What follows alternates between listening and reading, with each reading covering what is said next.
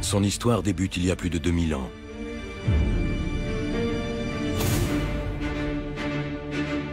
Fils d'un roi de Macédoine, il va devenir le plus illustre conquérant de l'Antiquité. Son nom, Alexandre le Grand. On n'imaginait pas qu'un homme puisse tenter de conquérir le monde entier et soit à deux doigts d'y parvenir.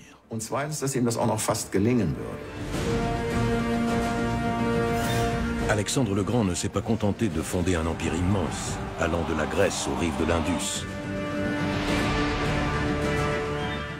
Un général qui était aussi explorateur, c'était inédit. Alexandre le Grand est le premier souverain européen à avoir exploré le monde connu dans le but de le conquérir. Rares sont les hommes à avoir autant influencé le cours de l'histoire qu'Alexandre le Grand.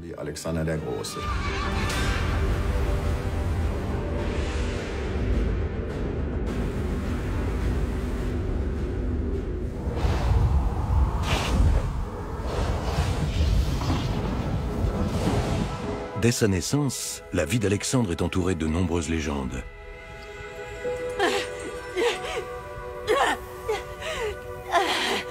L'avènement de ce souverain exceptionnel aurait été annoncé, dit-on, par des signes divins.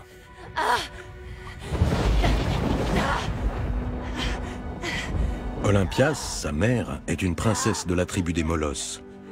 Son union avec Philippe II, roi de Macédoine, est un mariage de raison. Quatrième épouse du souverain, elle doit lui donner enfin un fils qui serait l'héritier du trône.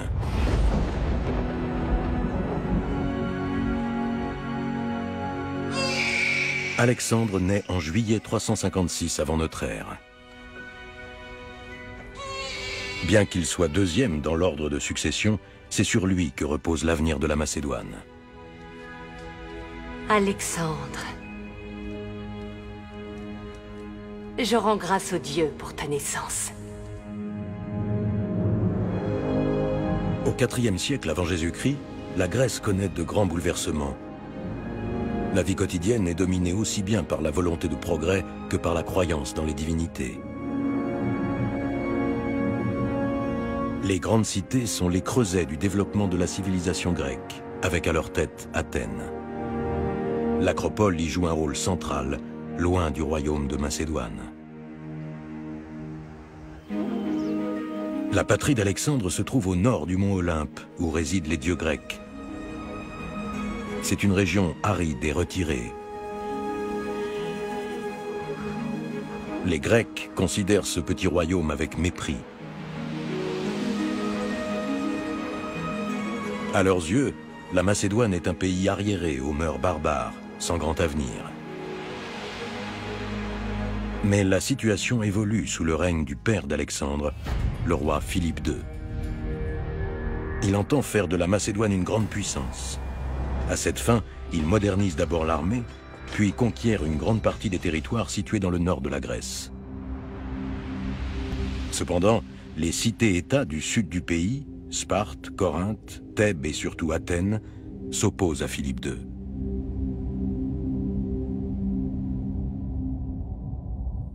Aux yeux des Grecs, Philippe II fait figure d'ennemi, alors que lui considère leur civilisation comme une référence.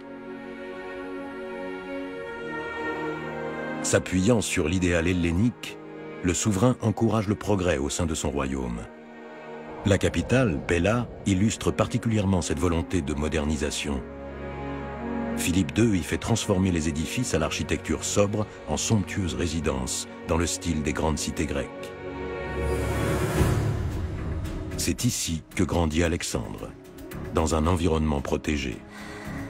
Il reçoit une éducation grecque tout en suivant les préceptes de la culture macédonienne. Dans le royaume de Macédoine, c'est la loi du plus fort qui prévaut, même pour le fils du roi. Seul celui qui parvient à s'imposer au combat a l'étoffe d'un souverain, à l'instar de Philippe, le père d'Alexandre.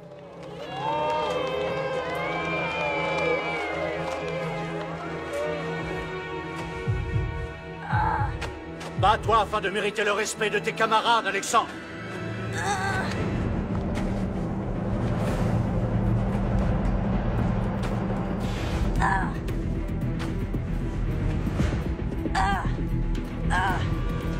es incapable d'assurer ta défense, pleutre. Viens là. Lâche-moi! Qu'est-ce qui t'arrive, mon fils? Pardonne-moi, père. Tu ne dois jamais être faible, tu entends? Tu dois te montrer le plus fort dans tous les domaines. Arrête! Il n'est encore qu'un enfant. Ne te mêle pas de ça. La Macédoine a besoin de guerriers. Et que m'ont donné mes femmes? Le premier est simple d'esprit, et le second un pleutre. Mes amis et mes ennemis, tous se moquent de moi. Alexandre, Héphaïstion, montrez ce que je vous ai enseigné. J'en ai assez vu aujourd'hui.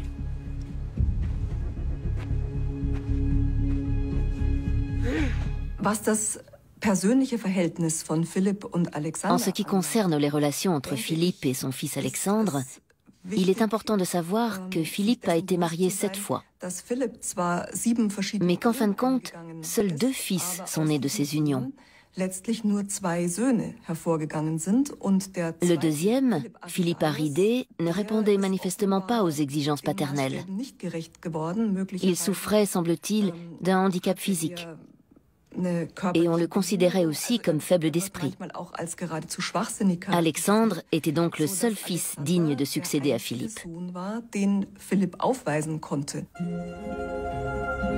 Le prince héritier doit lutter avec acharnement pour être reconnu.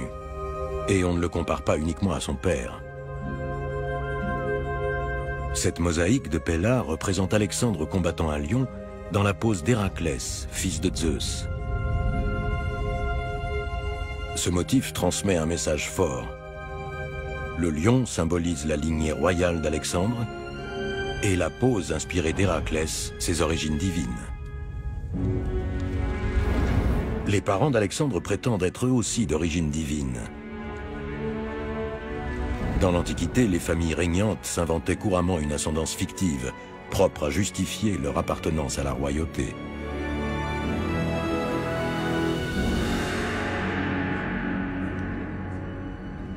Le jeune Alexandre considère d'abord comme un fardeau ses ancêtres divins. Comment pourrait-il se montrer digne d'eux, alors qu'il ne parvient même pas à répondre aux exigences de ses parents ?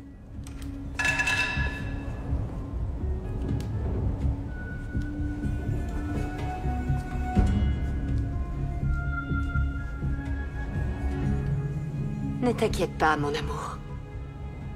N'écoute pas ton père. Son cœur est dur comme la pierre. Je fais tout ce qu'il désire. Pourquoi le roi Philippe n'est jamais content de moi? Approche.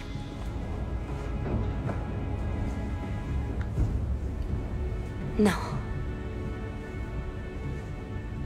Non, il n'est pas déçu, il est jaloux. Il l'est parce que dans tes veines coule un sang bien plus noble que celui qui irrigue son corps. Mais tu ne peux pas dire ça, c'est quand même mon père. Je vais te livrer un secret. La nuit de ta conception, Alexandre, j'ai entendu le tonnerre. Et je me suis sentie comme frappée par la foudre. Mais tu es toujours vivante. Tu n'as pas compris.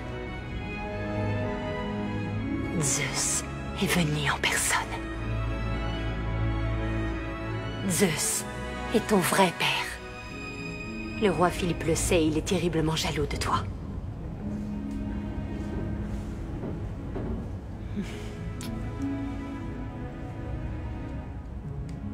Tout ce que nous savons au sujet d'Olympias indique qu'elle était une maîtresse femme. Elle a transmis cette force de caractère à son fils, ce qui crée un lien très fort entre eux. Le modèle dont s'inspire Alexandre est issu de la mythologie grecque. Le jeune garçon rêve d'être toujours le meilleur et de surpasser tous ses compagnons, à l'image d'Achille, le héros légendaire de la guerre de Troie.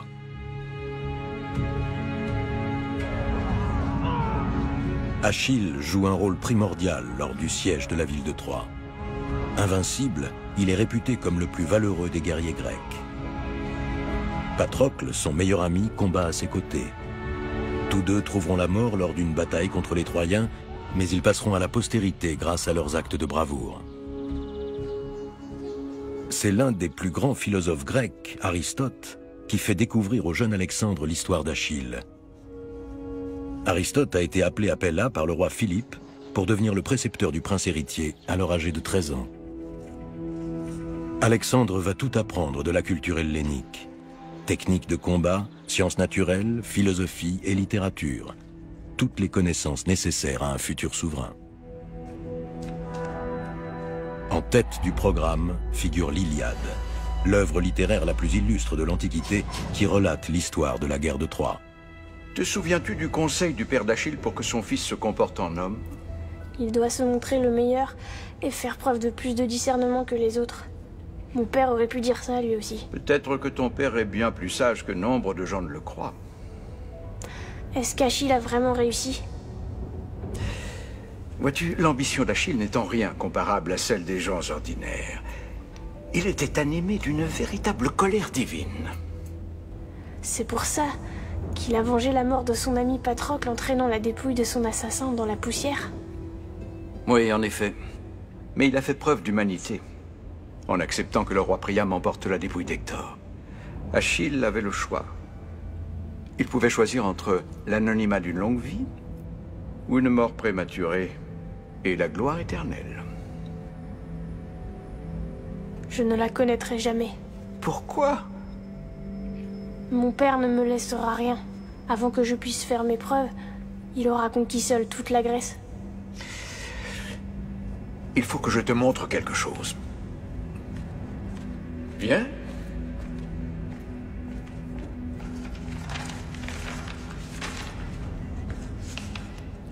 Laisse-lui la Grèce.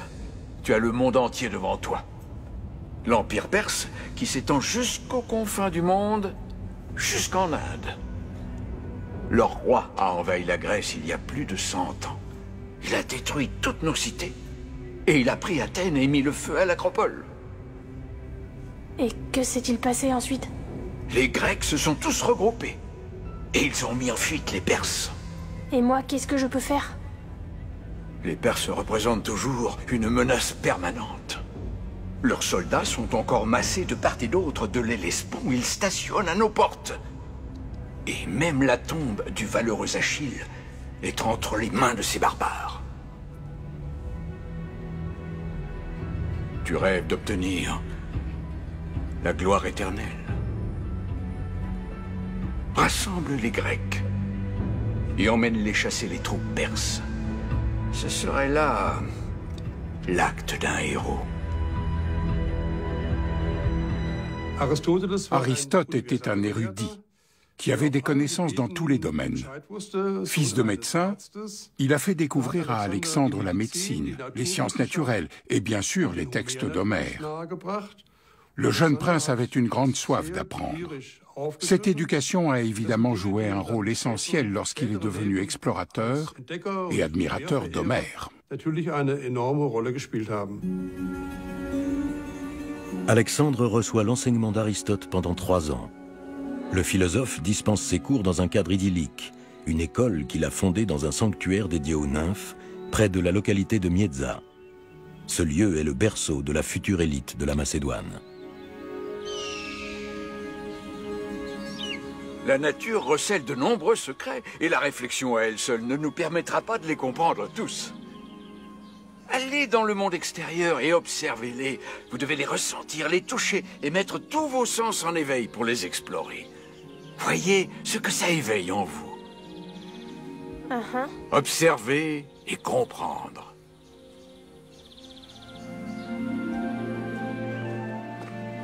Regarde, une plume. Et là, le nid. Viens, allons prendre un œuf. Impossible d'y accéder, l'oiseau t'en empêchera et te crèvera les yeux. Il faut que tu l'obliges à quitter le nid. Et moi, je grimperai là-haut. C'est beaucoup trop dangereux. Mais Achille et Patrocle n'avaient peur de rien, eux. Allez, viens. Il faut toujours chercher à être le meilleur. Alexandre a fait sienne cette devise.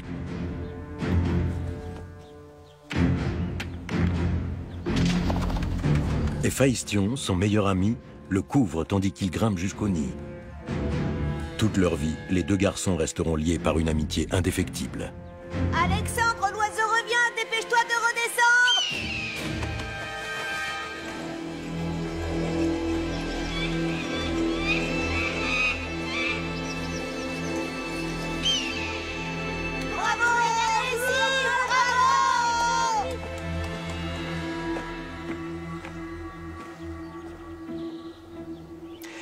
La limite entre courage et inconscience peut parfois s'avérer plus ténue qu'on ne le pense.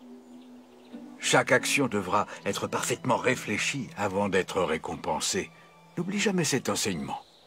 Alors l'œuf que je tiens en main est la preuve que je n'ai pas agi légèrement, mais avec une certaine bravoure. Ces mots sont bien plus sages que ton acte, Alexandre. Celui qui n'obéit qu'à ses pulsions agit en fait sans faire appel à sa raison.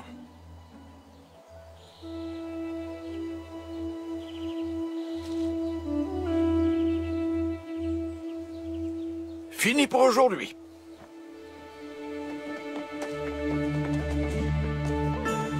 Alexandre aurait dit à propos de son précepteur qu'il l'a aimé comme un père.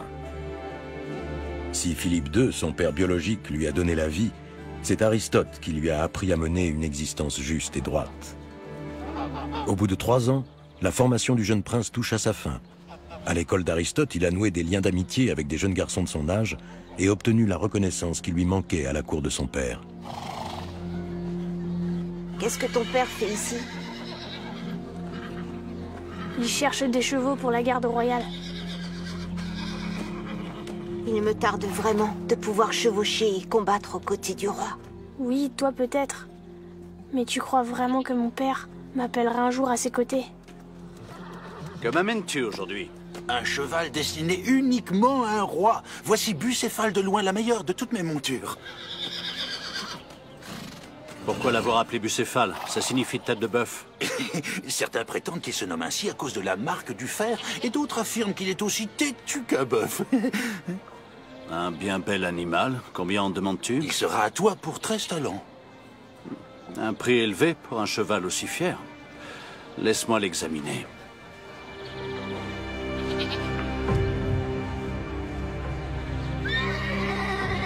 Personne ne réussit à dompter l'animal. Alexandre y voit une chance de faire ses preuves.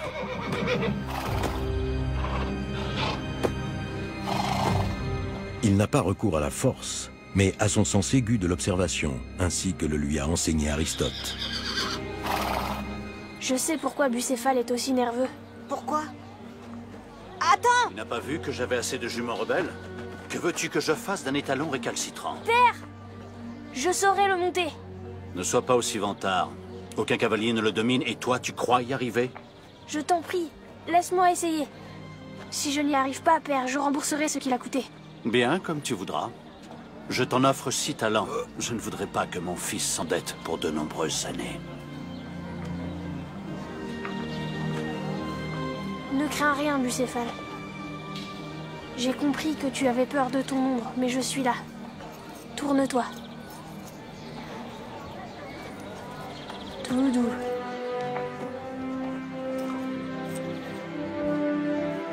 Regardez-le bien.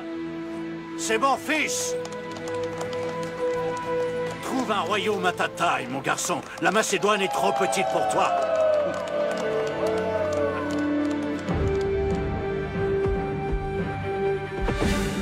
Bucéphale, le cheval d'Alexandre, est l'animal le plus célèbre de l'Antiquité. L'étalon, qui devient vite le fidèle compagnon du prince héritier, l'accompagnera plus tard sur les champs de bataille. L'épisode du dressage de Bucéphale est sans doute une simple légende. Elle marque en tout cas la fin de l'enfance d'Alexandre et illustre ses qualités de meneur.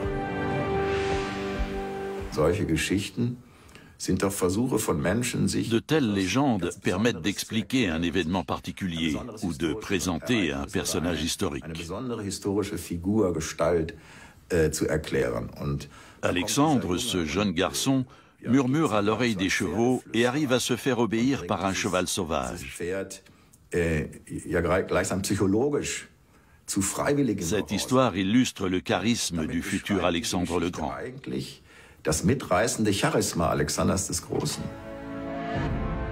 Alexandre a maintenant 16 ans. Il est devenu un jeune homme robuste et bien bâti. Bientôt, sa vie va prendre un nouveau tournant.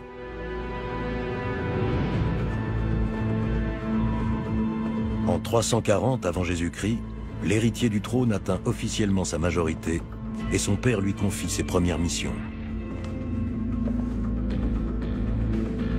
En l'absence du roi Philippe, Alexandre devra dorénavant s'occuper des affaires du royaume. Par ceci, je place mon royaume sous ta protection. Je te nomme également co-régent.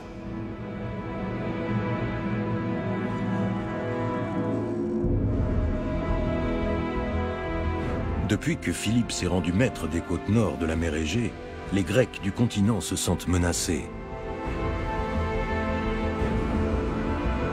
La puissante cité d'Athènes s'oppose à l'influence croissante de Philippe II. En effet, lorsque les Perses ont jadis incendié les temples de l'Acropole, les Macédoniens étaient du côté des assaillants. Un siècle et demi plus tard, l'Acropole resplendit d'un nouvel éclat, notamment grâce à l'édification du Parthénon. Il symbolise la position dominante qu'occupe la métropole antique. Au pied de la colline sacrée s'étend la cité d'Athènes, où vivent environ 80 000 personnes.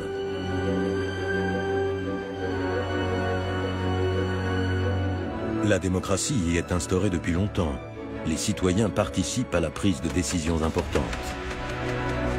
Le pouvoir absolu, tel qu'il existe en Macédoine ou en Perse, a été aboli en Grèce.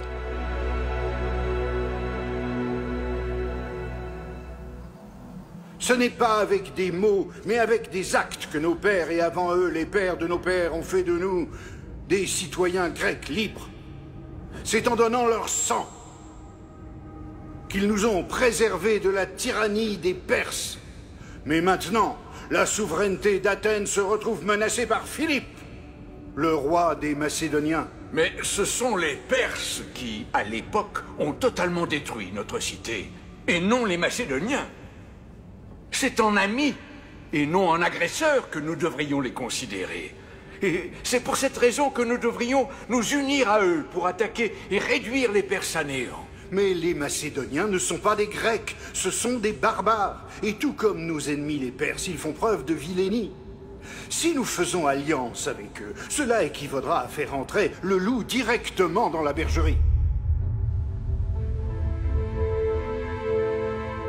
Le conflit entre Athènes et la Macédoine s'intensifie lorsque Philippe II devient le protecteur attitré de Delphes. Le sanctuaire d'Apollon à Delphes est l'un des plus importants lieux sacrés aux yeux des Grecs. Investi de ses nouvelles fonctions, Philippe menace l'ancienne grande puissance grecque. Les élites d'Athènes ne supportent pas d'être éclipsées par cet arriviste venu de Macédoine. La Grèce cherche alors des alliés afin de stopper sa progression.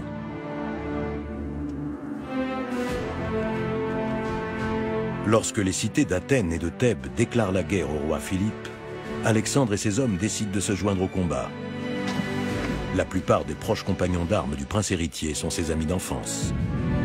Voici Kleitos, un combattant expérimenté. Parménion, ancien général de son père.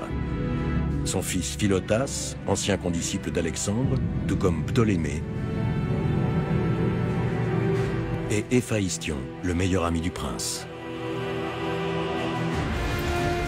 Alexandre est impatient d'aller au combat. C'est la première grande bataille à laquelle il prend part.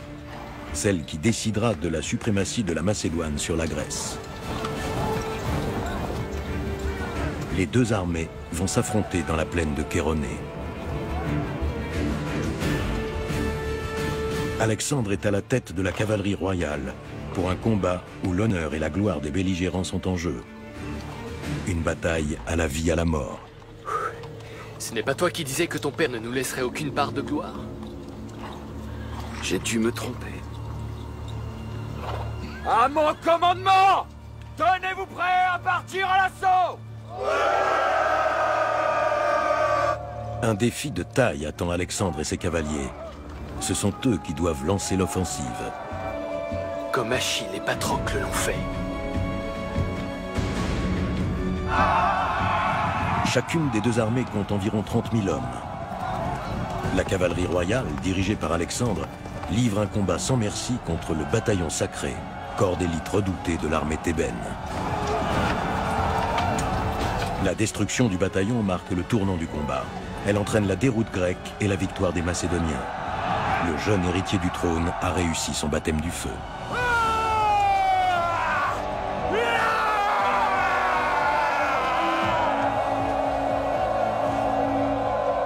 Alexandre est le héros de la bataille de Kéroné.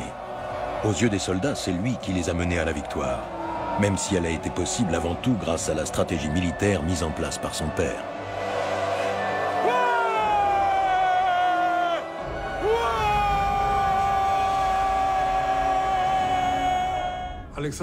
Alexandre, qui commandait la cavalerie, était considéré comme l'acteur majeur de la victoire. Ce succès a bien sûr énormément accru sa réputation auprès des Macédoniens et d'une certaine manière auprès des Grecs aussi. Il avait l'étoffe d'un souverain. Le lion de Kéroné symbolise le courage des soldats grecs et thébains tombés face aux Macédoniens. À l'issue de la bataille, le royaume de Philippe II est la nouvelle grande puissance militaire en Grèce. Le roi de Macédoine négocie ensuite une alliance politique avec les représentants de toutes les cités-États, à l'exception de Sparte. Le but de cette alliance, appelée la Ligue de Corinthe, est de faire front commun contre l'ennemi juré, l'Empire perse.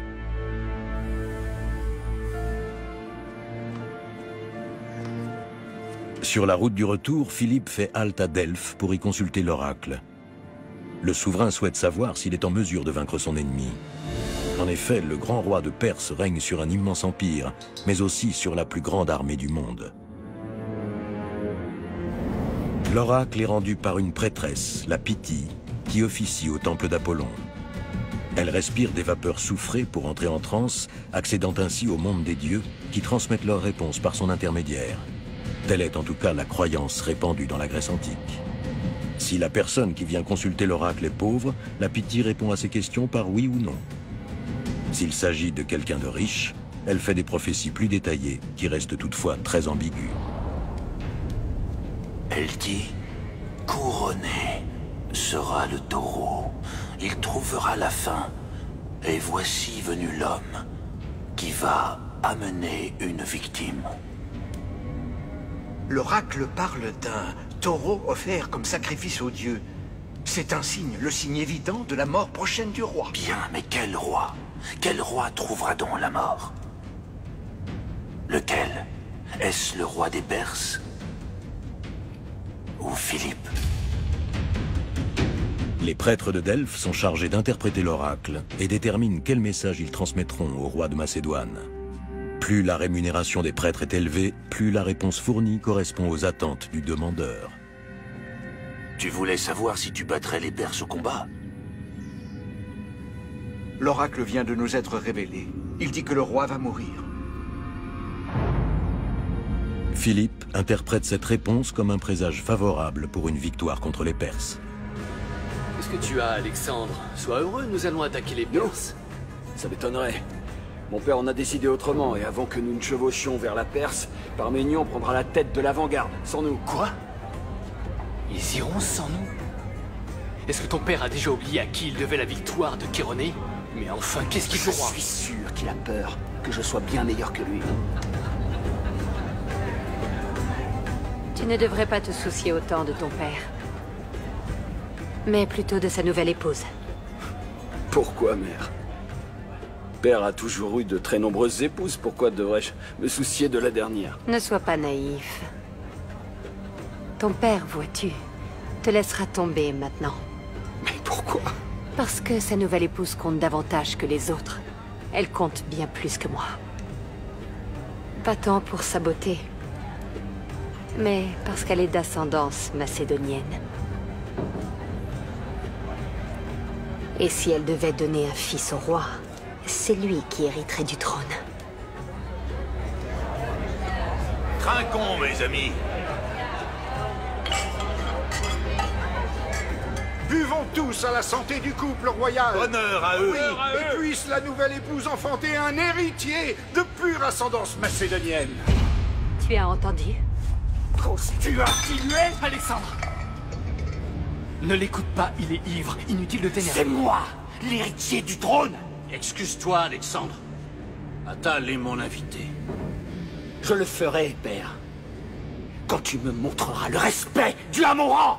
Je suis encore le roi.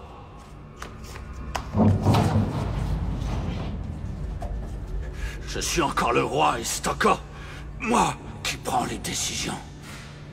Et toi? Toi, tu me dois obéissance. Oui, obéissance. Je te dois obéissance. Regarde donc un peu la vérité en face. Tu veux conduire ton armée à l'assaut des Perses? Tu n'es même pas capable de te déplacer d'une table à l'autre. Vous n'êtes que des têtes de mules. Ensemble, vous avez unifié la Grèce pour vaincre nos ennemis. Et là, vous vous disputez sous votre propre toit. Viens. Nous ne sommes plus les bienvenus ici.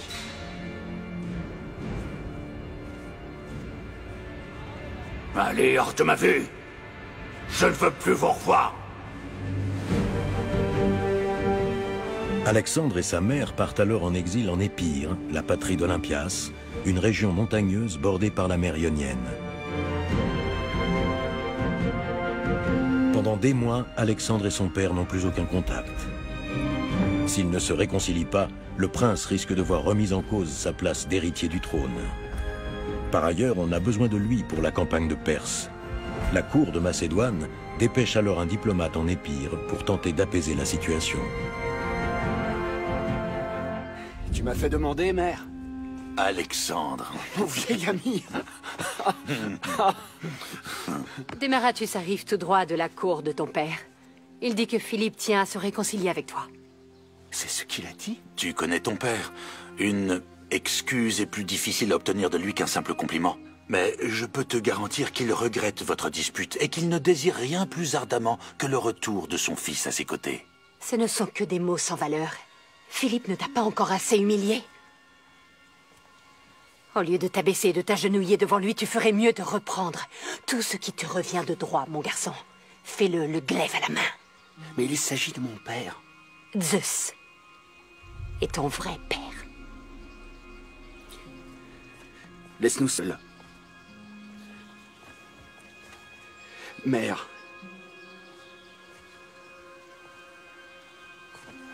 J'ai appris à choisir, entre bravoure et inconscience, ce qu'il convenait de faire. Tous les nobles de Macédoine ont choisi de défendre la cause de mon père. Alors c'est leur soutien qu'il te faut obtenir.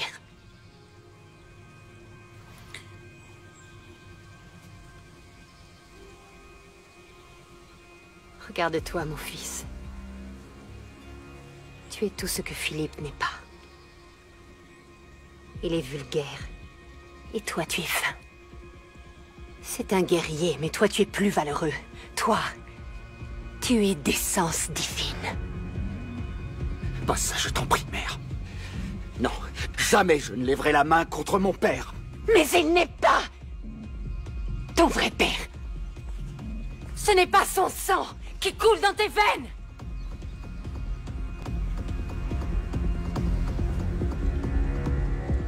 Nous ne lui devons absolument rien. Olympias et Alexandre ont des intérêts communs. L'influence d'Olympias ne s'exerce qu'à travers son fils. Et il est possible que sa vie n'est garantie que si son fils reste au pouvoir. Alexandre a pris sa décision. Il retournera à la cour du roi. Il attendra cependant une année avant de regagner la Macédoine. Un mariage est organisé entre la lignée de Philippe et celle d'Olympias pour réconcilier la famille royale. La querelle entre père et fils a entraîné de graves troubles. Dans l'intérêt du royaume, les deux hommes entendent à présent donner une image d'unité et de force.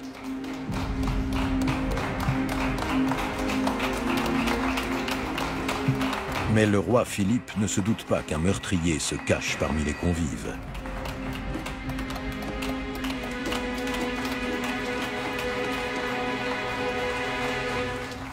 Regardez tous, le père et le fils enfin réconciliés. Cette réconciliation ne semble pas du goût de tous.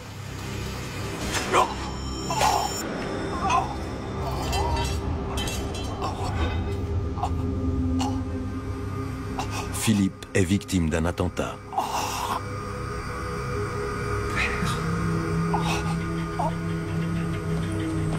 Il vient d'être poignardé par son propre garde du corps.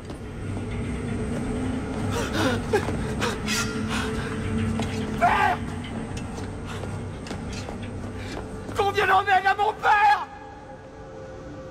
Mais il est trop tard. Philippe vient de rendre son dernier souffle à l'âge de 46 ans.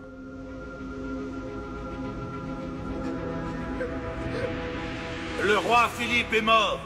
Longue vie au roi Alexandre. Le pouvoir est vacant. Alexandre devient le nouveau roi de Macédoine et le commandant en chef des armées grecques. Longue vie à notre nouveau roi Alexandre. Longue vie à notre nouveau roi. Très vite, une rumeur circule. Alexandre ou sa mère seraient impliqués dans le meurtre. Ils ont tous deux un mobile. Olympias est une suspecte de choix car sa place à la cour est menacée depuis que Philippe a une nouvelle épouse. De plus, elle se sent humiliée par sa rivale. L'assassinat du roi pourrait être un acte de vengeance.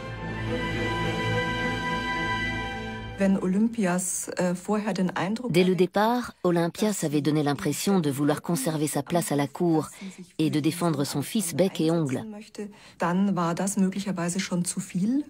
En cela, elle était allée trop loin selon les sources antiques, qui l'ont décrite comme une femme qui outrepassait ses pouvoirs. De là, il est facile d'imaginer qu'elle brise un ménage, empoisonne et pousse au meurtre.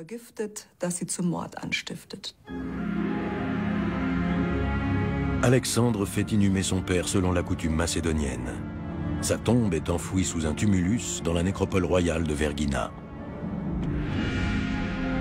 S'agit-il véritablement de la tombe de Philippe II? La question est controversée. Ses somptueux ornements semblent en tout cas l'indiquer. Partout, le regard se pose sur des décors scintillants en or massif. Cette couronne finement ciselée est faite du même métal précieux, tout comme l'urne funéraire richement décorée contenant les cendres royales. Sur le couvercle de l'urne figure l'étoile de Vergina, symbole des rois de Macédoine.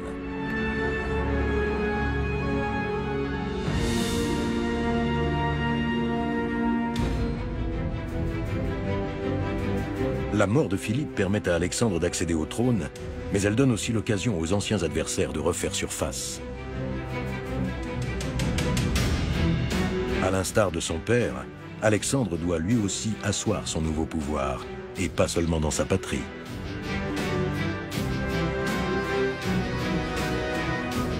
Les Athéniens profitent du changement de pouvoir pour remettre en question l'hégémonie de la Macédoine.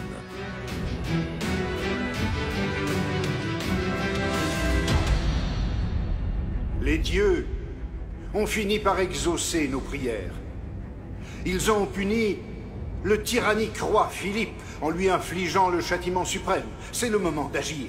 L'heure est venue de nous rebeller contre Alexandre et de partir au combat afin de venger Chéronée. Pour la liberté d'Athènes, prenons les armes. Les tribus du nord du pays sont les premières à se révolter. Puis c'est au tour des grandes cités grecques menées par Athènes et Thèbes. Aucune ne veut être en reste pour prendre part à la rébellion.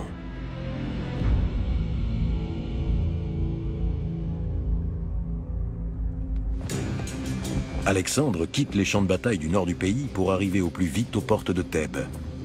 Avant de prendre d'assaut la ville, il joue la carte de la diplomatie et il propose aux Thébains de les épargner s'ils acceptent de se soumettre.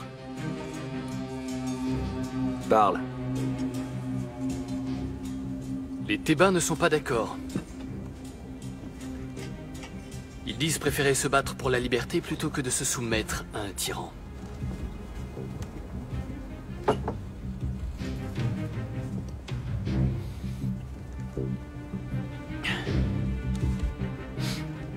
Certains sont persuadés que tu as perdu la vie au combat. Alors c'est un mort qu'il leur faudra craindre.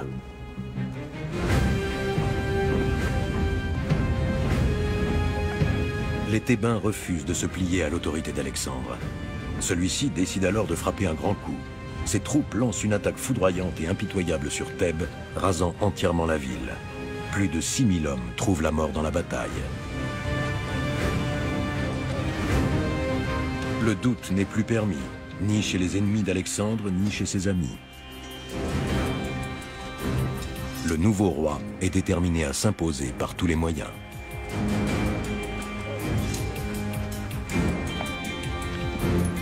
Il ne fait preuve d'aucune clémence envers les survivants du massacre qu'il réduit en esclavage.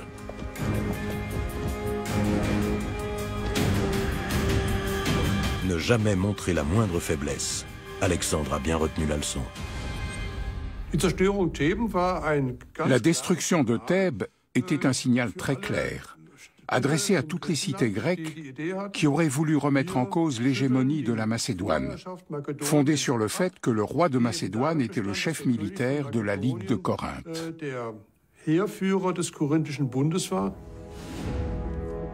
De la part des citoyens d'Athènes à Sa Majesté Alexandre, souverain du royaume de Macédoine et nouveau chef de la Ligue de Corinthe. Nous te célébrons et te félicitons également pour le châtiment infligé à Thèbes. Nous renouvelons le serment fait à ton père et t'assurons de notre soutien indéfectible comme défenseur de la paix. Enfin, Alexandre succède à son père en tant que commandant en chef des armées de la coalition gréco-macédonienne.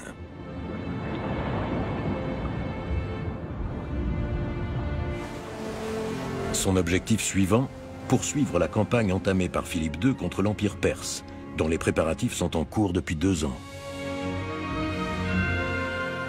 Au printemps 334 avant notre ère, l'armée d'Alexandre est fin prête. La mission dont il est chargé par ses alliés grecs est claire.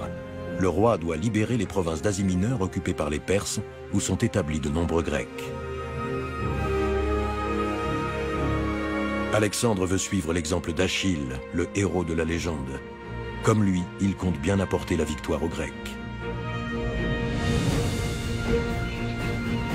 Avec une armée de près de 40 000 fantassins, il traverse l'Hellespont, le détroit entre l'Europe et la Turquie actuelle.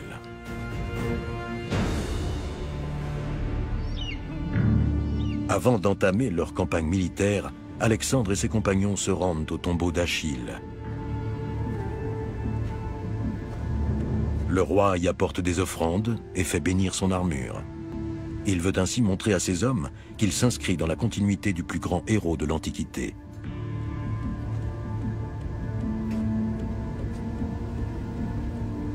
En rendant ainsi hommage à Achille, Alexandre élève au rang de mission divine son projet de guerre contre les Perses, ses ennemis jurés.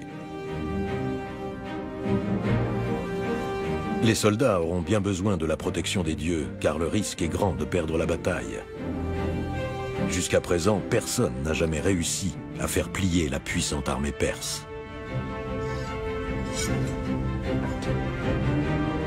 Alexandre n'a pas peur de la mort.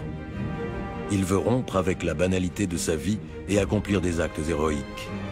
Plus son adversaire sera redoutable, plus sa réputation en sera grandie.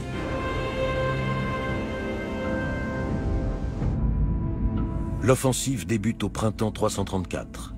Sur les rives du fleuve Granique, une armée de mercenaires tente de barrer la route aux troupes d'Alexandre. Une violente bataille s'engage entre les deux camps.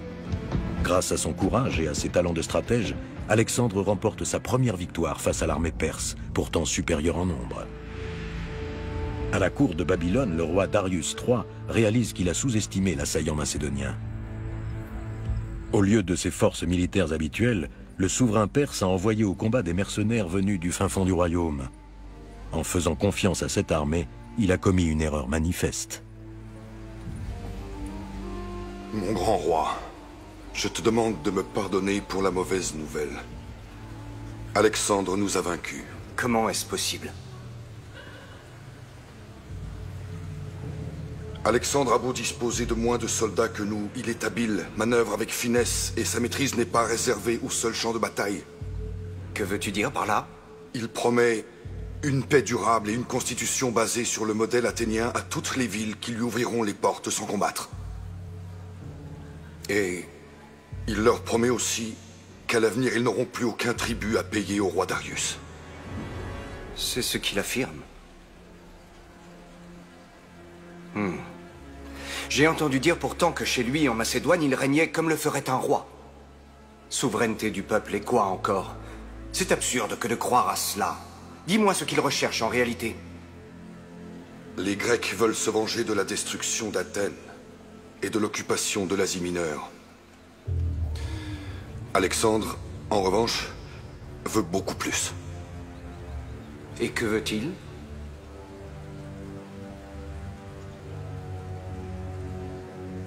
le pouvoir. Il aimerait avoir mon trône. C'est exact. Tu ne devrais pas laisser plus longtemps la défense de ton empire entre les mains de tes vassaux. Et qui mieux que toi pourrait conduire nos troupes pour affronter l'ennemi? Il regrettera amèrement d'avoir osé quitter aussi jeune la maison de sa mère. Rassemble nos troupes et annonce-leur que leur roi va partir en guerre. L'immense empire perse s'étend des frontières de la Grèce jusqu'aux confins du monde connu, l'Inde, en passant par l'actuelle Turquie et les États de l'Est du bassin méditerranéen.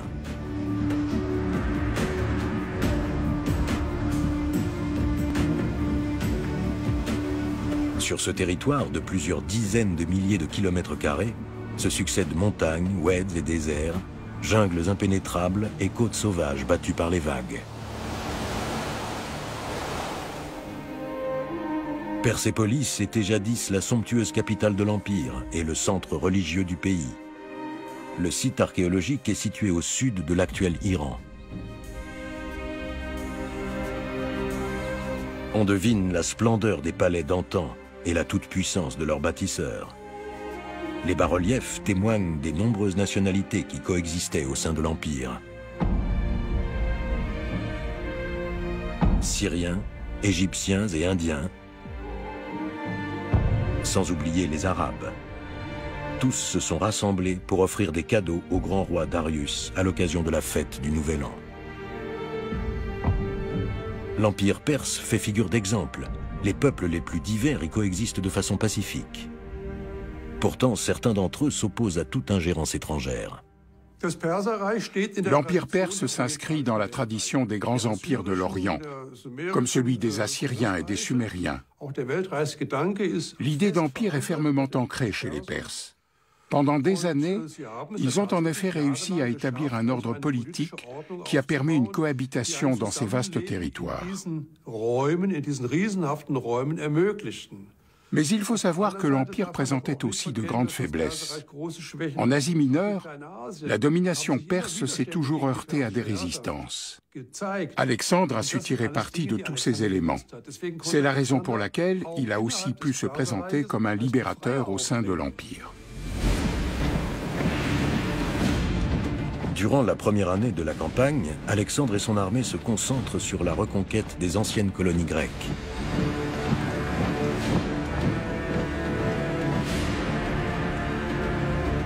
En l'espace de quelques mois, il libère plusieurs cités grecques de la côte ionienne.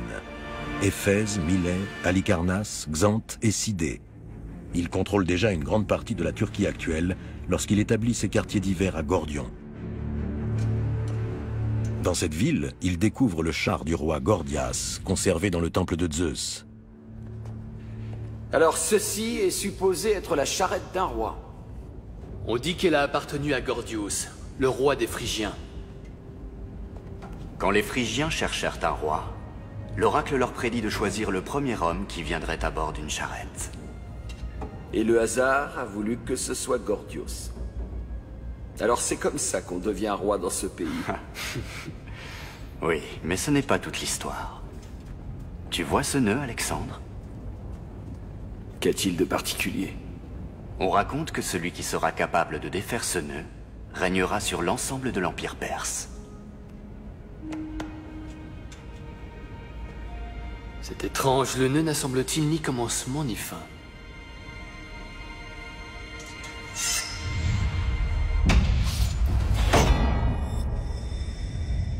L'histoire du nœud gordien n'est probablement qu'une légende, mais elle en dit long sur la réputation d'Alexandre. Le récit de l'épée parle de lui-même. Alexandre a voulu montrer que par sa propre méthode, il a réussi là où tout le monde avait échoué. Cet épisode a beaucoup impressionné la population locale et l'opinion publique. Pendant ce temps, le roi Darius organise la résistance contre l'envahisseur. À l'automne 333 avant notre ère, il masse ses troupes dans la région frontalière entre la Turquie et la Syrie actuelle pour affronter Alexandre. Ce dernier, impatient de se mesurer au grand roi, met en marche ses troupes. Mais dans son empressement, il dépasse les Perses, se retrouvant ainsi dans une situation dangereuse. Ces derniers effectuent alors une manœuvre destinée à empêcher les Macédoniens de faire demi-tour. Les belligérants vont s'affronter dans la plaine d'Issos. Le roi de Macédoine, l'homme le plus puissant de Grèce, se retrouve face au roi des rois, Darius, qui commande une armée de 70 000 soldats. Soldats!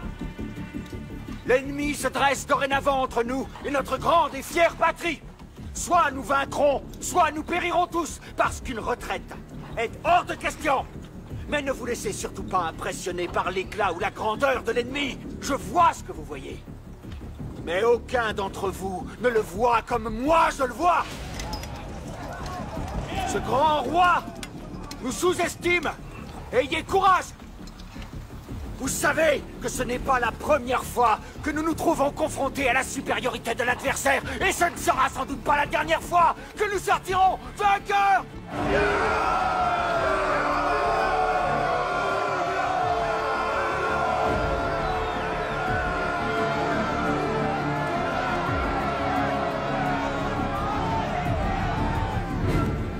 Darius, fort de la supériorité numérique de son armée, est certain de remporter la victoire.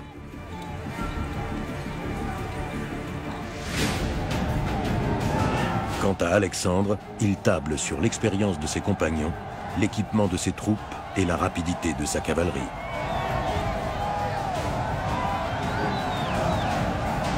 Une fois l'assaut donné, une bataille sans merci s'engage entre les deux camps. Le sarcophage d'Alexandre est orné d'une évocation de la bataille d'Issos, dont il est le héros. Les bas-reliefs illustrent le déroulement du combat. Les Perses prennent d'abord le dessus, mettant les Macédoniens en difficulté, mais grâce aux qualités de commandement hors pair d'Alexandre, son armée parvient à réaliser une percée.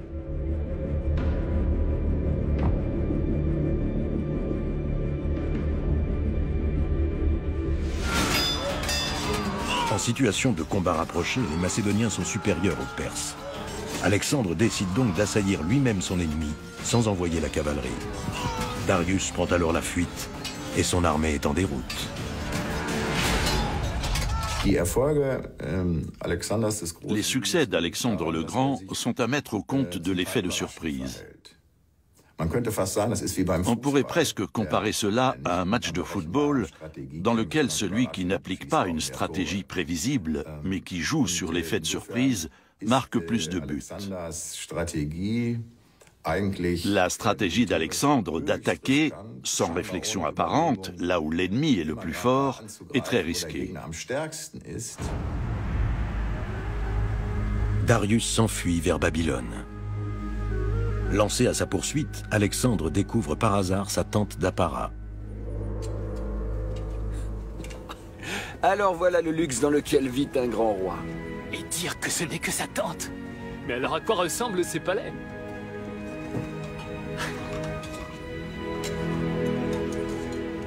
Voyez donc ça. Regardez un peu le putain de choix que j'ai pour vous. La mère et les femmes de ce grand roi.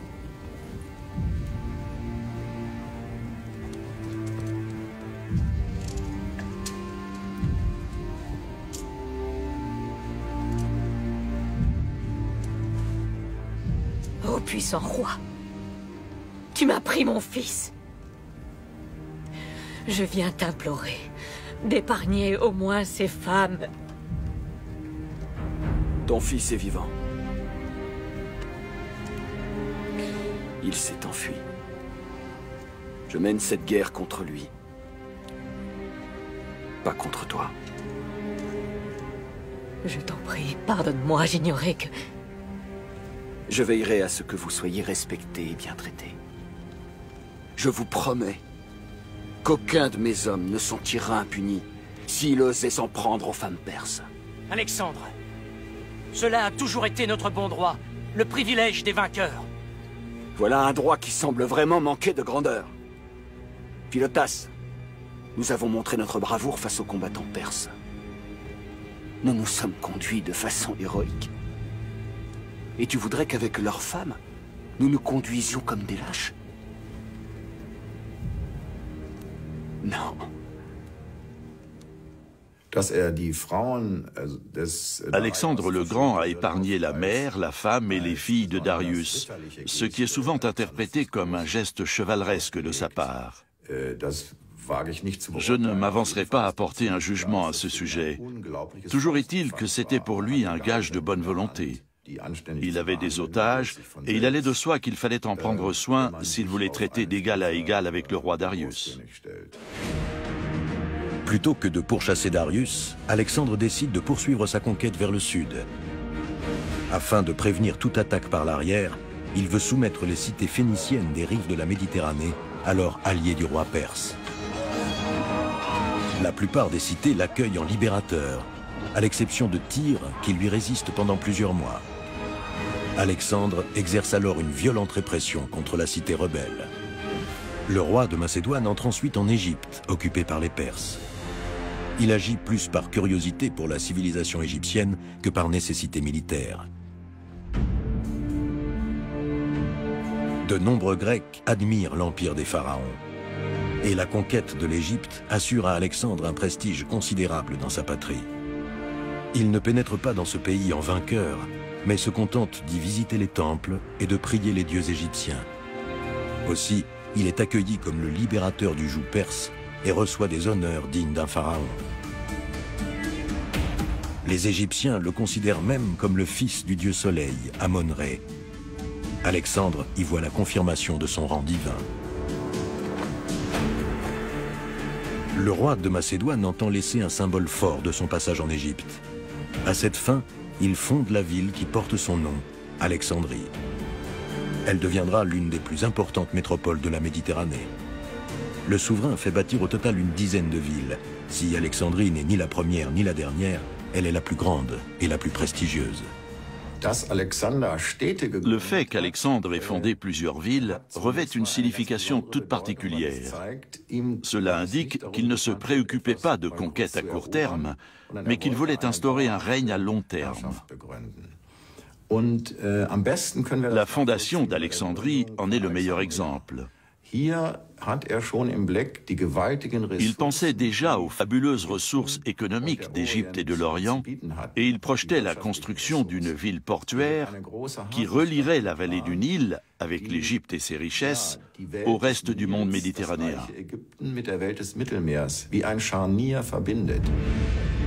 Alexandre a en tête encore d'autres richesses qui se trouvent dans le royaume perse. Au printemps 331 avant notre ère, il rassemble à nouveau ses troupes. Rien ne peut l'arrêter, pas même l'offre de paix faite par le roi Darius. Alexandre et son armée viennent de franchir l'Euphrate. Ce qui signifie qu'il n'a pas accepté mon offre. De combien de soldats dispose Alexandre? Nos guetteurs estiment que ses effectifs sont d'environ 40 000 hommes en armes. 40 000 hommes. Notre armée lui est nettement supérieure. Nous sommes en mesure de lui en opposer plus du double.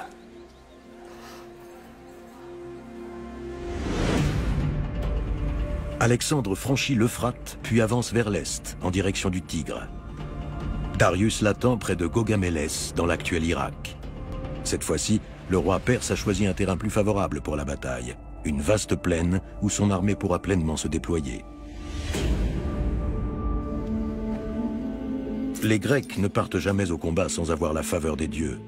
La veille, un prêtre accomplit le rituel préalable à l'affrontement. Alexandre et ses hommes ont de bonnes raisons de rechercher un soutien céleste. Darius a mobilisé l'ensemble de ses forces pour constituer une formidable armée.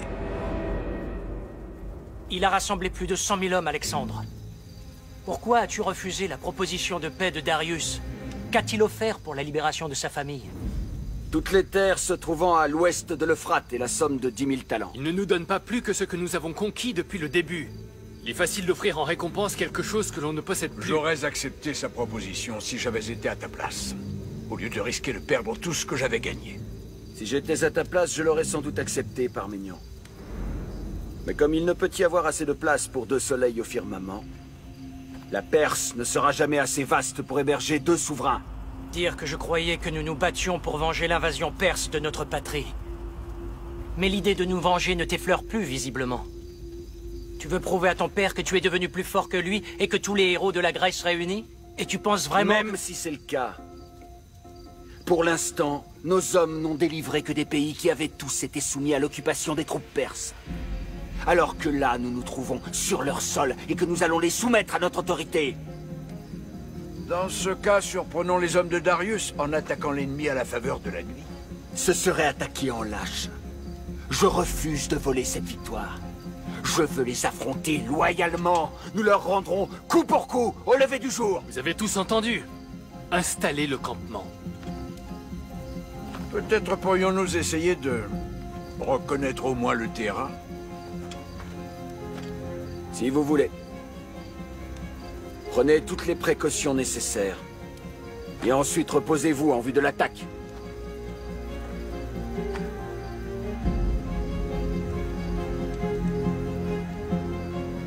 Nous allons livrer demain une grande bataille.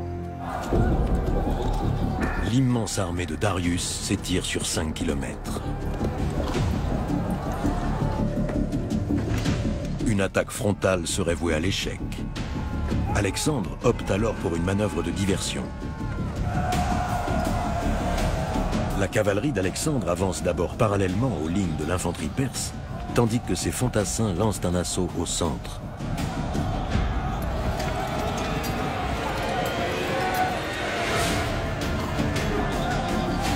La stratégie d'Alexandre consiste à feindre de contourner les Perses pour mieux les diviser. À cette fin, il les attire derrière lui, jusqu'à ce qu'une brèche s'ouvre dans la ligne de front. À ce moment, ses cavaliers changent brusquement de direction. Ils s'enfoncent dans la brèche pour assaillir Darius. Seule la garde rapprochée du roi leur barre encore le passage. Immobile, Darius voit alors Alexandre et ses cavaliers fondre sur lui.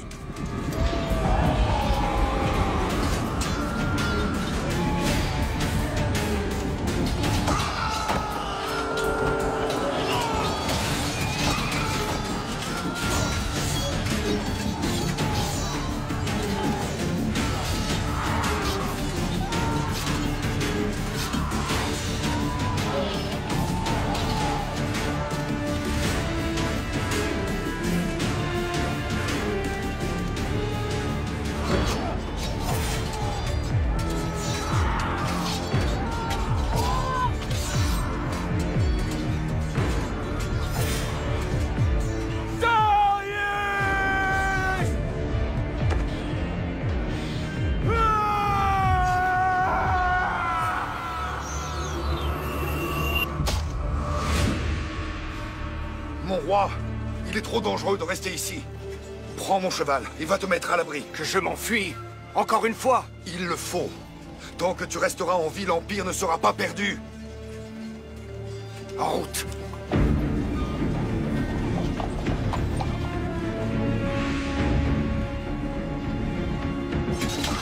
Alexandre! Mon père a besoin de toi sur le flanc gauche. Sinon l'ennemi prendra notre campement. Ce n'est pas possible, mais t'es incapable! Darius! Comme à Issos, Darius s'enfuit avec sa garde. Cette déroute scelle définitivement la défaite des Perses. Plusieurs artistes de l'Antiquité ont immortalisé la bataille de Gaugamélès. Aujourd'hui, l'assaut d'Alexandre contre Darius serait considéré comme une agression, mais en son temps, Alexandre a été célébré comme un glorieux guerrier. La victoire de Gaugamélès a montré au peuple perse qu'il ne pouvait plus faire confiance à la puissance militaire de son roi. Après tout, Alexandre n'a pas eu besoin d'employer la force pour conquérir les grandes cités perses. Babylone lui a ouvert ses portes, tout comme Suse et Ecbatane. Les Perses ont donc rompu de leur propre chef avec l'empire des Achéménides et avec Darius.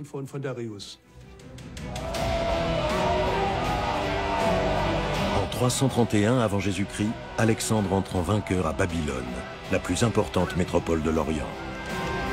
Il y est accueilli par une foule en liesse. Babylone est riche d'une histoire plus que millénaire.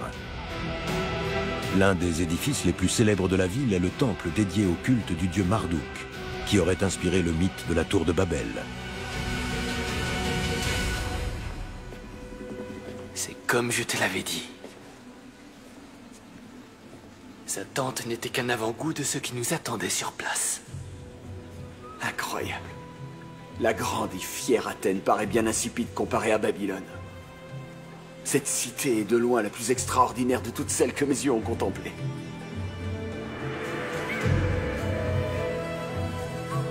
Jusqu'à présent, Alexandre et Héphaïstion ne connaissaient Babylone et l'Empire perse que par des récits. Ils découvrent une cité luxueuse qui ne correspond pas aux descriptions qu'en avait faites leur précepteur Aristote. Ce dernier pensait que Perses et Babyloniens étaient des barbares. Or, Alexandre découvre une réalité bien différente. Babylone est le berceau d'une civilisation raffinée. Le souverain du petit royaume de Macédoine est parvenu à ses fins. Il va régner sur l'empire universel de Perse. Alexandre veut installer le siège de son pouvoir à Babylone et faire bâtir de nouveaux monuments pour embellir encore la ville. Et dire qu'Aristote osait qualifier les Babyloniens de barbares. Aristote n'a jamais eu la chance de voir leur cité. Si les barbares sont capables d'autant de prouesses,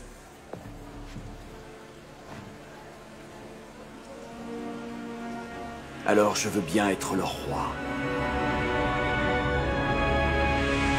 Après Babylone, Alexandre s'empare de Suse avant d'arriver à Persépolis, où se trouve le trésor royal de Perse. Alexandre a besoin de ses richesses pour financer ses guerres de conquête. La plupart de ses soldats considèrent cette ville comme le but ultime de leur mission. À Persépolis, les Macédoniens sont déterminés à mener à son terme la guerre de vengeance entamée contre les Perses.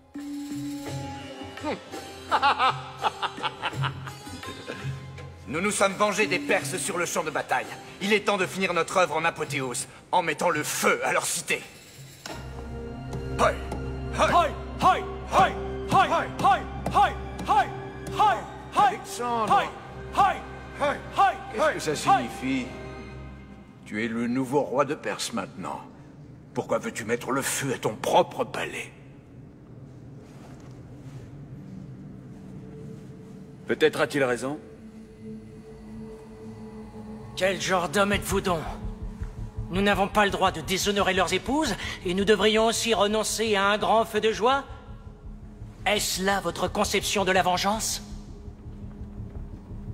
Inutile d'insister, mon fils. Nous avons rempli notre mission. Il est temps maintenant pour nous de rentrer en Grèce. Pas question! Parce qu'avant cela, je tiens personnellement à traîner la dépouille de Darius dans les rues. Tout ce que vous voyez ne vaut rien tant qu'il est encore en vie!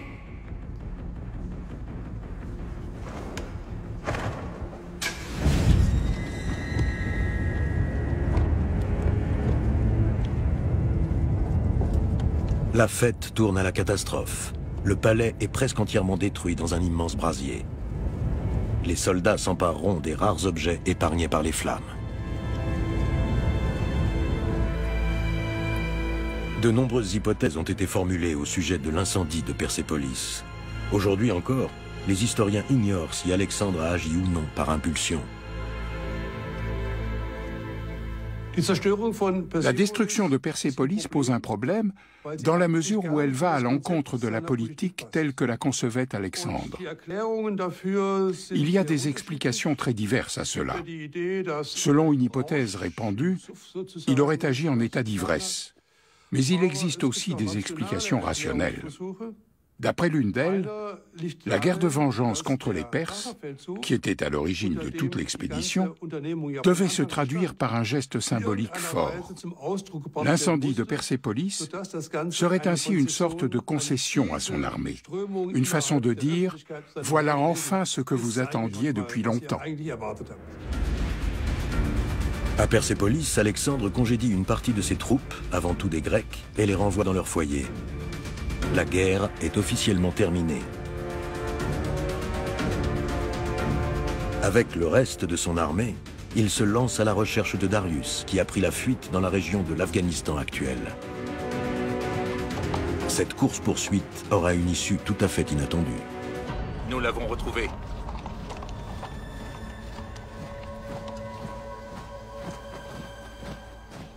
Après la victoire d'Alexandre à Gaugamélès, Darius a perdu le soutien de ses sujets. À leurs yeux, il fait désormais figure de traître.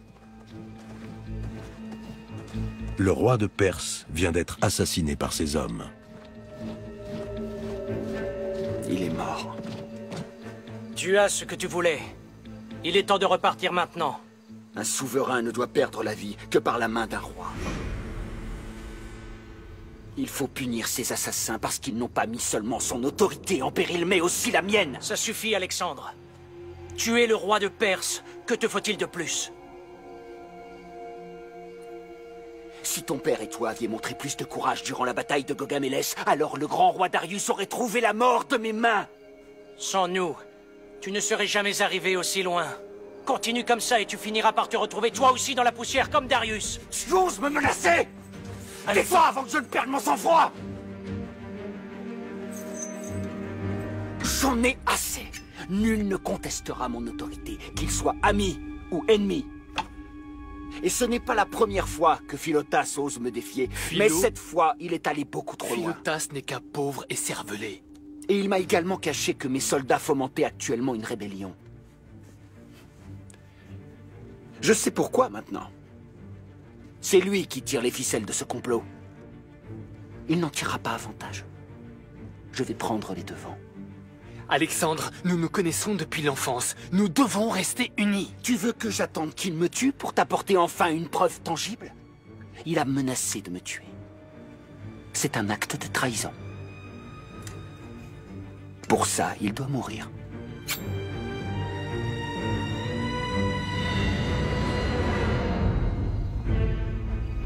Après un procès expéditif, Alexandre fait torturer puis exécuter Philotas, son ami d'enfance devenu l'un de ses généraux. Mais cela ne lui suffit pas. Il fait assassiner Parménion, le père de Philotas. Il s'agit là d'un avertissement adressé à tous ceux qui oseraient à l'avenir lui tenir tête. Wenn jemand auf einer so wichtigen Philotas, qui occupait une fonction importante, ne semblait plus digne de confiance. Dès lors, Alexandre a sans doute agi par instinct de conservation. Après avoir fait exécuter Philotas, il a aussi supprimé son père, Parménion, un de ses plus brillants généraux, à qui ses armées étaient totalement dévouées.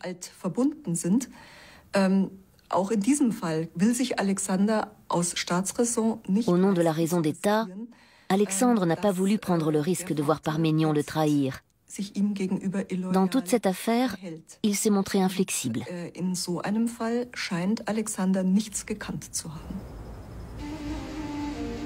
Il fait exécuter ses fidèles compagnons. En revanche, il fait inhumer Darius, son ennemi juré, avec tous les honneurs dus à son rang. Le roi perse est enterré dans les tombes royales rupestres près de Persépolis. Alexandre poursuit sa conquête des provinces reculées de l'Empire, l'Afghanistan actuel, où il lui faut encore affirmer son pouvoir. Afin d'assurer l'intendance de son armée, il fonde de nouvelles villes, dont Hérat et Kandahar. Puis il conquiert Bactre.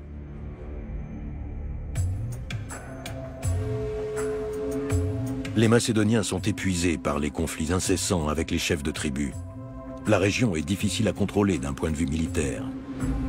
C'est à ce moment que les troupes d'Alexandre capturent la fille d'un chef de tribu, une princesse d'une grande beauté. Il en fait sa prisonnière. On dit que le roi est tombé amoureux d'elle au premier regard. Son nom, Roxane, qui signifie petite étoile.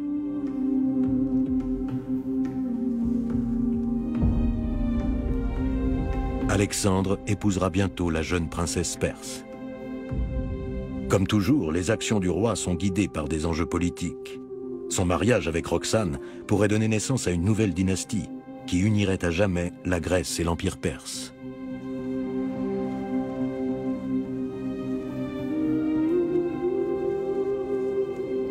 Ce mariage est un message adressé à tous les sujets de l'Empire d'Alexandre. Il y avait déjà eu des mariages entre Grecs et Perses auparavant. Bien sûr, mais pas au niveau des familles royales. Alexandre se démarque en ne choisissant pas une femme grecque, alors que c'est ce qu'on attendait de lui, à l'image de son père qui avait épousé une grecque en deuxième noces. Le choix d'Alexandre est tout à fait symbolique. Il épouse une princesse perse pour montrer à tous qu'il est le nouveau grand roi de Perse. Alexandre adopte rapidement les us et coutumes perses. Ses sujets doivent maintenant se prosterner devant lui et lui faire le baise-main.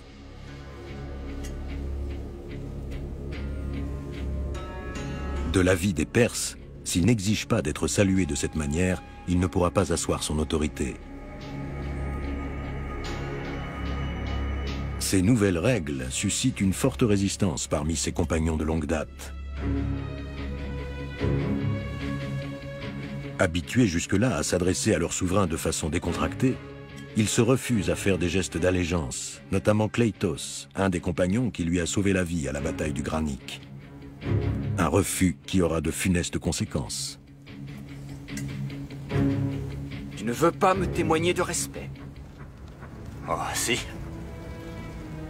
Mais je ne m'agenouille que devant les dieux. Je suis pourtant d'essence divine. Et mes actes de courage dépassent ceux d'Héraclès et d'Achille. Si ça te fait plaisir. Tu es un humain, tu es fait de chair et de sang comme nous tous. Nous avons combattu côte à côte et remporté des victoires ensemble. Et là, tu demandes que je m'agenouille devant toi. Tu oublies que je suis ton grand roi. Je ne demande rien d'autre que le respect dû à mon rang éminent. Tu nous traites comme le font ces barbares perses. Tu oublies qui sont tes amis, Alexandre. Je vous ai procuré plus de gloire et de richesse que vous n'en aviez jamais rêvé. La gloire? Nous avons tous mérité de connaître cette gloire. Et maintenant, tu la veux pour toi seul? Dis-toi que tout l'or que tu possèdes ne suffira jamais pour t'offrir le respect que tu as perdu depuis que tu préfères les manières des barbares perses à nos traditions. Je t'ai demandé de te taire!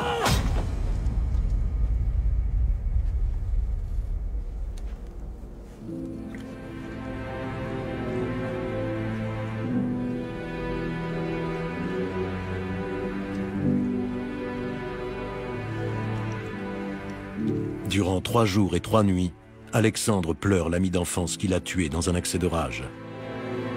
Jamais plus il n'exigera de ses proches un geste d'allégeance. Le jeune roi poursuit sa progression vers l'Est.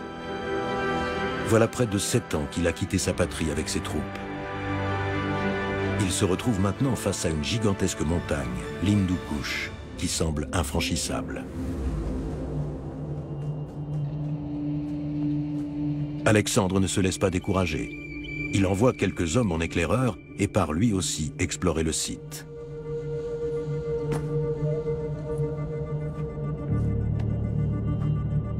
Jamais un Grec n'est allé aussi loin.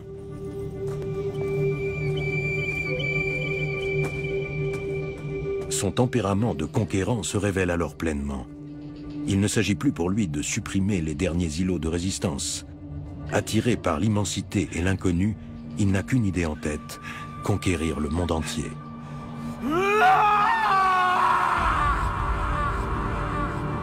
Sa décision est prise, il va poursuivre l'aventure. Pas question pour lui de faire demi-tour.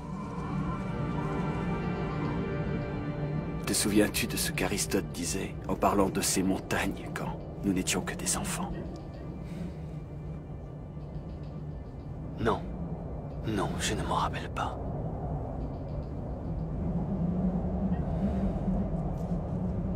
Il évoquait des sommets si hauts qu'aucun aigle ne pouvait les survoler. Et là, derrière, se trouve la fin du monde. Et aucun Grec ne l'a jamais vu, Héphaïstion.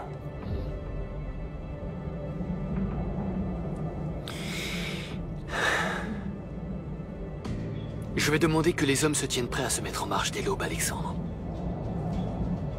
Et vers midi, nous aurons franchi le premier de ces cols.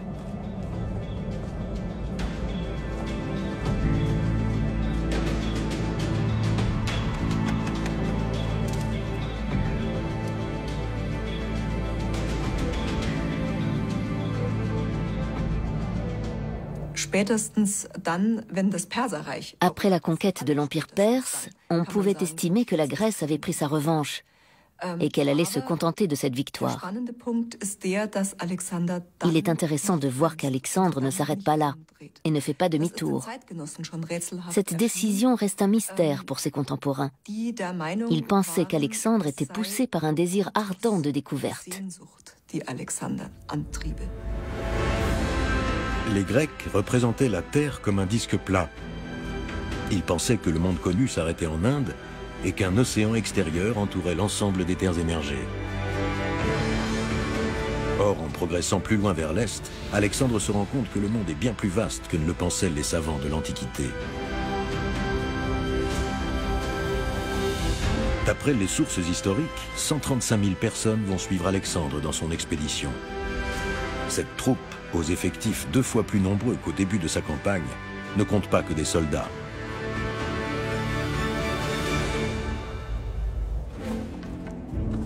Le roi emmène aussi avec lui des musiciens, des femmes et des fabricants d'armes, ainsi que des scientifiques qui étudient les pays étrangers. La conquête de l'Inde permettra d'acquérir une foule de connaissances nouvelles. Au XIXe siècle, Alexandre est d'ailleurs surnommé le Christophe Colomb de l'Orient. Le but premier de l'expédition n'est pas d'étudier les plantes et les animaux pour leur intérêt scientifique. Alexandre veut explorer de nouvelles contrées pour trouver la meilleure façon de les conquérir. Car c'est bien de cela qu'il s'agit en fin de compte, une conquête guerrière. À mon sens, Alexandre a aussi la volonté de passer à la postérité et de surpasser ses légendaires ancêtres. L'Inde, pays aux 1000 merveilles. Le climat chaud et humide de la région ralentit la progression de l'armée, et la faune exotique n'est pas sans danger. Par ailleurs, la mousson transforme tout le paysage en marécage infranchissable. De plus, les Macédoniens vont devoir relever un autre défi. Sur les rives de l'Hydaspe, le roi indien Poros s'apprête à affronter les intrus. Son armée est aussi importante que celle d'Alexandre, mais il dispose en plus d'une armée d'éléphants. Débute alors une bataille sanglante, dont l'issue reste longtemps incertaine. Finalement, après de lourdes pertes essuyées par les 2 camps, les Macédoniens remportent la victoire. La bataille de l'Hydaspe est la dernière que livre l'armée d'Alexandre. Ces guerriers sont à bout de force, éprouvés par les innombrables combats qu'ils ont menés. Et Alexandre subit une grande perte.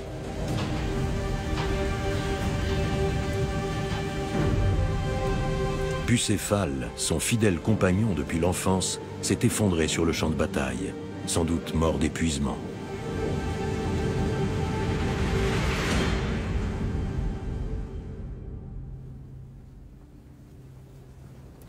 En dépit de ses revers de fortune, Alexandre veut poursuivre sa conquête.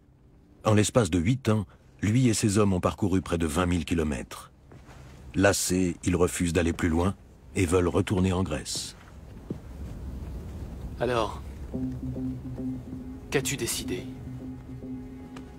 Nous nous trouvons à 2 doigts du but, Héphaïstion. C'est la fin du monde. Nous pourrons la voir de nos propres yeux. Ce sera un acte de héros. Nul autre ne pourra jamais surpasser un aussi grand exploit. Nos noms seront immortels. Je te comprends, Alexandre. Et tu sais aussi que moi je t'ai suivi fidèlement. Mais je suis obligé de te dire qu'il te sera impossible d'empêcher tes hommes de rentrer. Et si tu les contrains à te suivre, j'ai peur qu'ils ne se rebellent. Ils préféreront mourir ici, et de ta main, que de te suivre jusqu'à la fin du monde.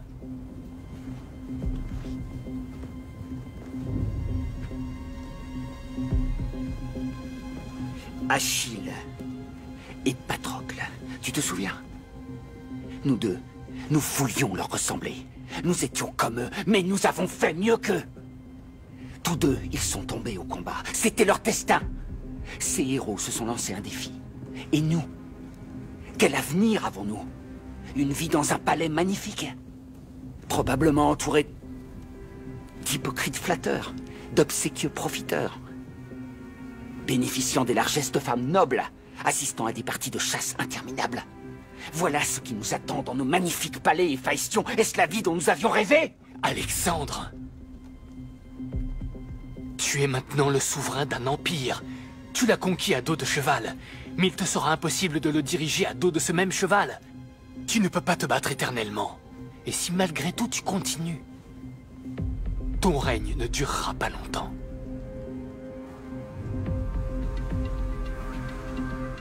Alexandre finit par céder, mais seulement après l'annonce par l'oracle de présages défavorables. À contre-cœur, il donne le signal du retour. Mais pour regagner la Macédoine, il choisit une nouvelle route, inconnue. À cette fin, il fait construire une immense flotte pour descendre l'Indus jusqu'à l'océan Indien et parvenir ainsi au bout du monde. Puis il partage son armée en deux. La flotte reçoit pour mission d'explorer les côtes en direction du golfe Persique. Avec le reste des troupes, Alexandre emprunte la voie terrestre. Il se retrouve dans une immense région désertique dont la traversée est éprouvante. Une fois parvenu à Babylone, Alexandre a perdu plus d'hommes morts de faim et de soif que dans l'ensemble de ses batailles. Le destin continue à frapper. Héphaïstion, son ami le plus proche, tombe gravement malade, sans doute victime du paludisme.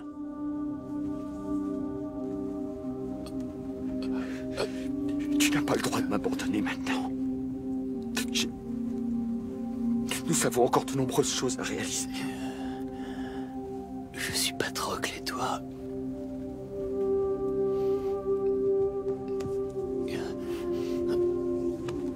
Et toi, tu es... Achille. Il me faut mourir avant toi, mon ami, comme le dit la légende.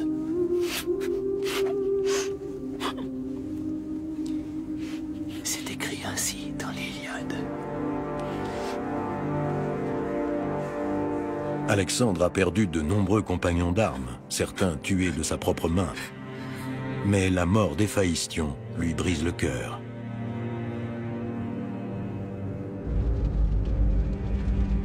Le roi organise de somptueuses funérailles pour son ami. À Babylone, il prépare des jeux funèbres avec 3000 participants et fait ériger un immense bûcher.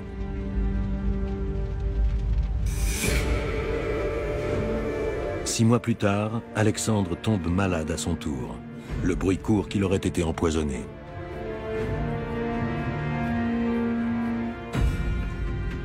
Mais il semble plutôt qu'il soit victime lui aussi d'une crise de paludisme. La maladie du roi suscite l'inquiétude quant à l'avenir de son empire. Roxane porte leur enfant, certes, mais Alexandre n'a désigné personne pour exercer la régence.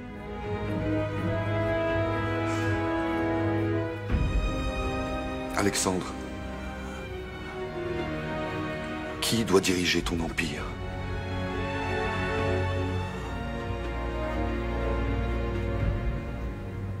Le plus valeureux d'entre vous. Alexandre meurt le 10 juin 323 avant notre ère. Il a émis le souhait que le meilleur de ses compagnons lui succède, mais son empire s'effondrera en l'espace de quelques décennies. Toutefois, son immense héritage lui survivra. L'héritage d'Alexandre est présent tant dans le domaine politique que dans les domaines légendaires et littéraires.